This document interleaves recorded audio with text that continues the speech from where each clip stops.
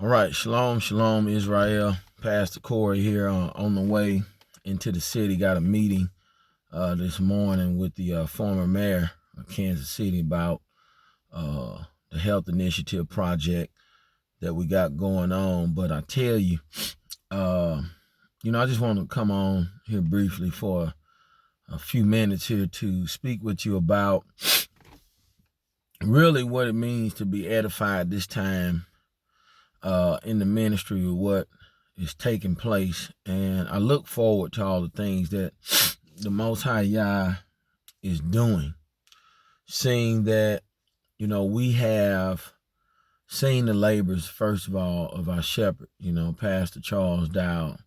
As I sit here and reflect this morning just on seeing him informed, give me 1 second. As I reflect again, like I said, on the form that we see our pastor in, it's causing a lot of us to pick up where we lack, where we slack. I'm seeing it in the elders. I'm seeing it in just those who are in the know, meaning that you're paying attention. You're watching on all the platforms. You're watching the growth in Pastor Dow. You're watching the growth in the elders, in all the leaders, and myself. And, one thing I want you to ready your heart for is that the day is fastly approaching where your testimony could very well cause you to be beheaded for the testimony of Yahshua HaMashiach and for all righteousness, because we're in a time where I'm looking, at just the efforts the Most High Yah is allowing me to accomplish in the things that I'm setting forth here in an example. I had my sons out. We ran the other day. We went out by the lake. We read Genesis 19. We talked about the condition of the world in that we saw how men desired for the men that live with Lot to come out, and that they wanted to lie with them men. And I pointed that out because I said, see, that this is the thing that those men that stayed with Lot wanted to do. They came to deliver a message for Lot to remove himself from the city, because the Most High Yah was about to bring a wrath on the city. He was about to rain down, sulfur and brimstone in the city. And so we talked about two things: obedience of Yah getting out the city, and not giving heed to those things which was going to take place to the city. Neither should any of his family. His wife, again, woman, looking back. So I pointed those things out to them, but I also pointed out what's happening in this time for us, and how we are to prepare ourselves. And so I know along the way that's going to be a clash, because this homosexuality agenda, this LGBTQ agenda is being pushed hard on the youth. I just found out someone else in my family in St. Louis have deemed themselves as a lesbian, or they subscribing to that lifestyle. And so this is why I don't even bother, with them. I'm not taking my children around that. You're going to understand there's a difference. If they want us, if you want to be around me, if any of my family want to be around me, you're going to have to subscribe to what I'm doing, because I'm all about 100% living in righteousness. And that's the thing that is being charged to us in this day. So, I had a open rebuke meeting after Sabbath. It went from 8 p.m.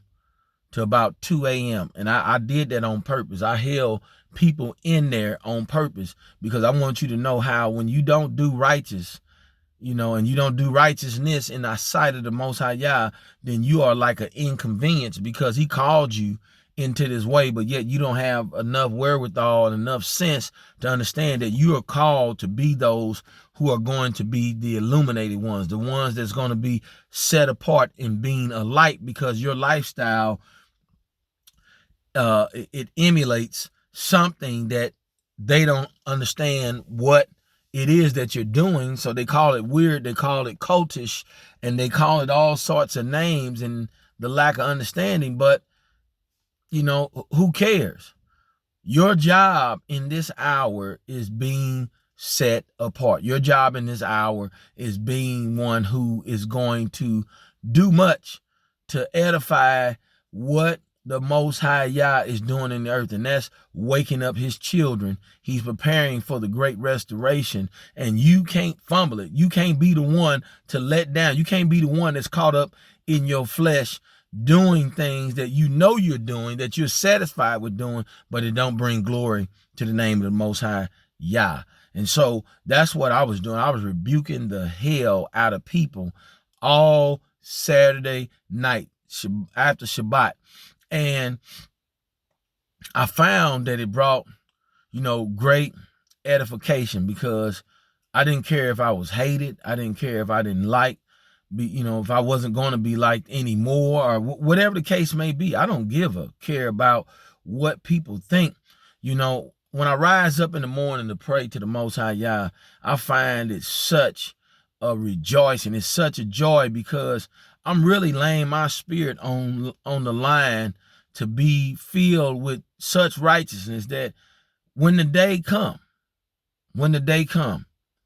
I want to be as those like Eleazar that you read in the Maccabees. I want to say, and maybe at the end of 2nd Ezra.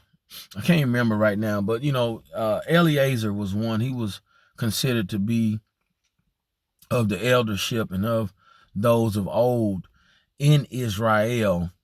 And when the Hellenization was taking place, and the siege of Jerusalem was taking place, and they had began to run the Yehudim, all right, out of town, and run them out of the citadels and all the places where they had dwelled. And so when it came down to them taking rule over the heritage of the Most High Yah, there were things that they wanted to do, in the fact that they wanted to get people to acquiesce, or get them to form their minds and their thoughts and their ways to the ways of the heathen. And Eleazar was one that did not. He, when they told him that just pretend like you're eating pork, he said he will never do it, neither will he cause a stumbling to come upon the children of his ancestors, that they would turn away from the ways of the Most High Yah. And so when I could just feel the passion through what I read concerning an ancestor who understood how important it was to stand for something that the Most High Yah spoke out of his mouth. And so I was looking at, a conversation I had with my sister.